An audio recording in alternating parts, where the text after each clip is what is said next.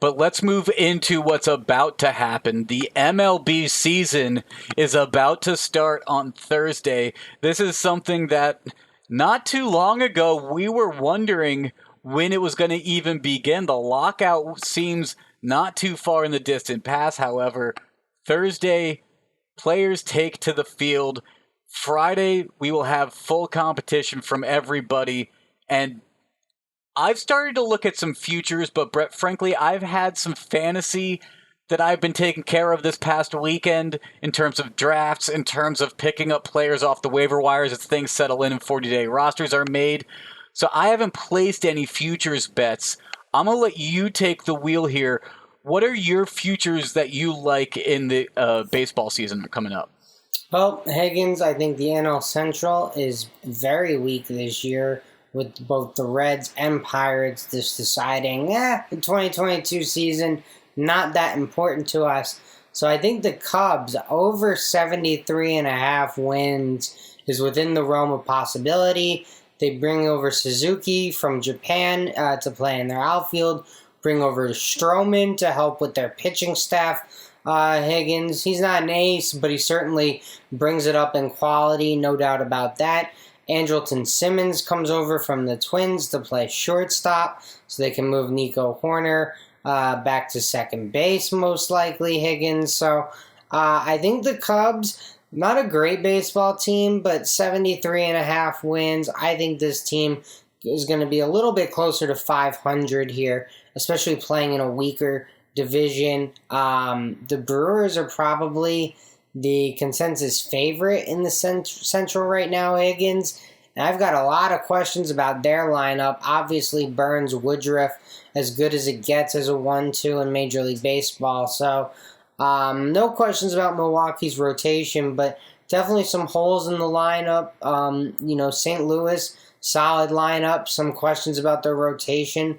Questions about Jack Flaherty. Can he get back to what he was earlier in his career before some injuries? So there's question marks all over this division, Higgins. So I think the Cubs can get over that 73.5. I don't mind that pick at all. I will say my favorite out of the NL Central is going to be the Cardinals, though, because they have a ton of good karma coming into the season with Albert Pujols coming back for one final season with them. The NL side finally picking up the DH makes that really feasible of a move for them. And also, who knows? Maybe he has one of those final moments as a player in a Cardinals uniform. He puts up those numbers that people remember him for. He's not too far away from 700 total home runs. It's in the scope. Yeah, 21 he would need. 21 home runs this year, so we will be rooting for that. Higgins, I also like the Padres to go under 89.5 wins. We already know Tatis will be missing some time here, Higgins. The Padres as an organization right now have a lot of talent, but it doesn't necessarily all fit together. Just question marks up and down the lineup. They did add Sean Manaea to their rotation, so that is a good addition. But Chris Paddock, it's been a few years since he's been good. We'll see if they bring up Mackenzie Gore at all, Higgins. That'll be an interesting prospect to watch for the Padres. So we've been waiting on these arms. Joe Musgrove had a really good start to the year last year. Not as good of a finish. Clevenger. Yeah, they get Clevenger back coming off Tommy John. Yep, so it'll be interesting to see what the Padres look like. But 89.5 wins, having to face the Dodgers as much as they do, you're going to lose some games up in Coors Field. You're going to give up some runs. It's just how it works up there. And then the Giants were really good last year, Higgins. So maybe some disrespect being thrown to the Giants. But I don't expect the Padres to win 90 games this year. The NL West is still going to be tough. I mean, the Dodgers will give them a tough game every single time.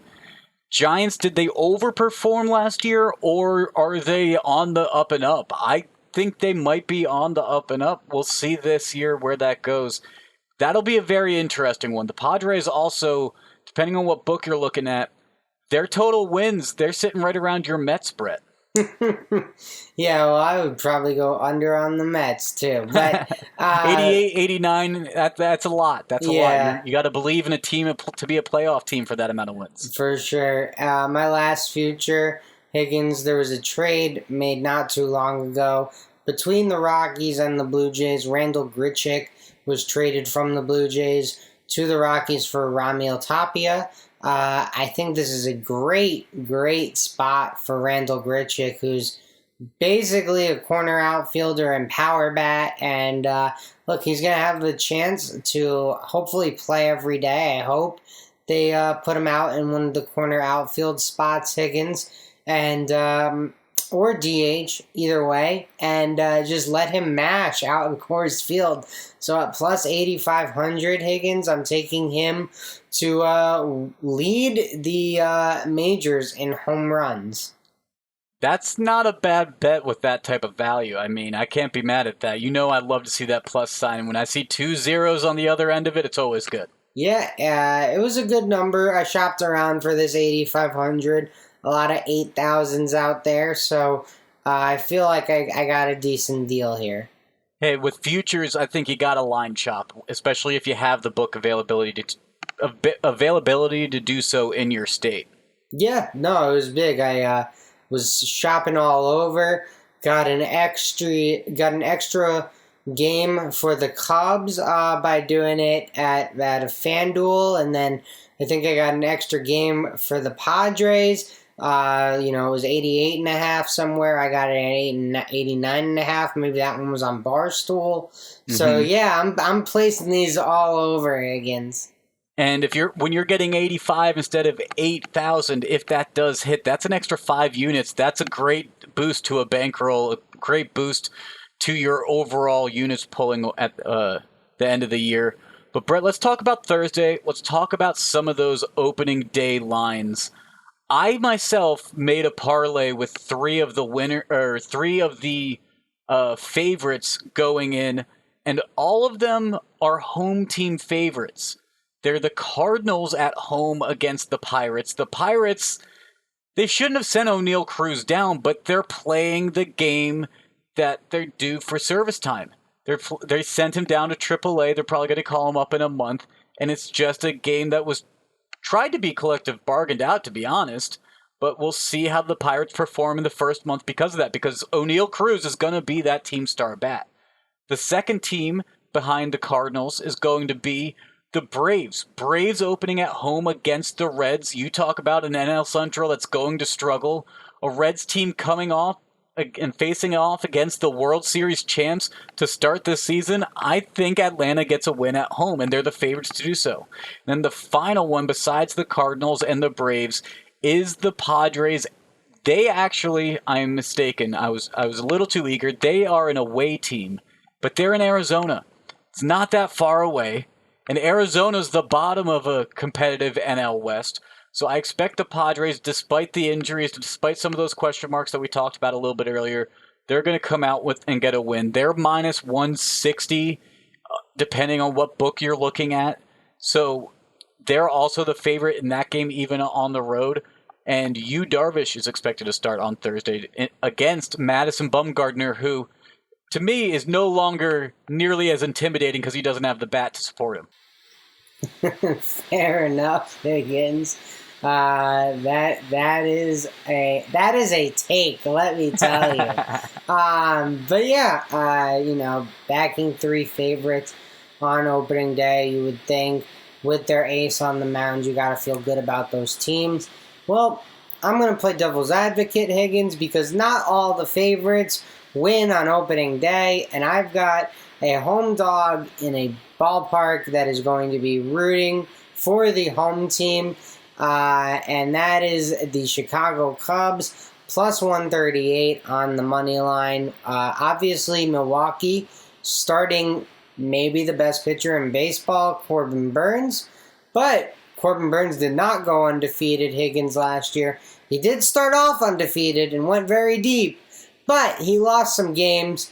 And look, I think the wind could be blowing out in Wrigley. We don't know this yet. We're taking chances. So Look, if the wind's blowing in, it obviously helps both these pitchers. If the wind's blowing out, could help the team that plays there a little more frequently, Higgins. So we'll see what happens. I just know it's going to be a lot of excitement in Wrigley on Thursday afternoon, and they don't want to send these fans home sad on opening day, Higgins. Absolutely not. And you mentioned him earlier, Seiya Suzuki, a potential Rookie of the Year candidate.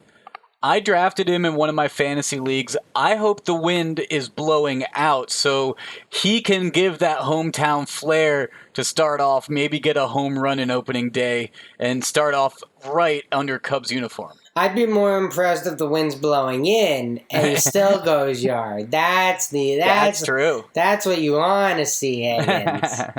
That would be very impressive, absolutely. And Brett, I mean, a hometown team like the Chicago Cubs at Wrigley being a dog on opening day, I consider that much different than the Diamondbacks as a home dog in the scenario I have in my parlay. I mean, the Braves and Cardinals, they're both minus 200 home favorites. The Padres, they're about minus 160, minus 155, depending on where you look at it, as an away favorite. So I like that in the West, but I agree with your pick here with the Cubs. I'm not going to take it, though. I'm liking that parlay I put together for 270. Fair enough, Higgins.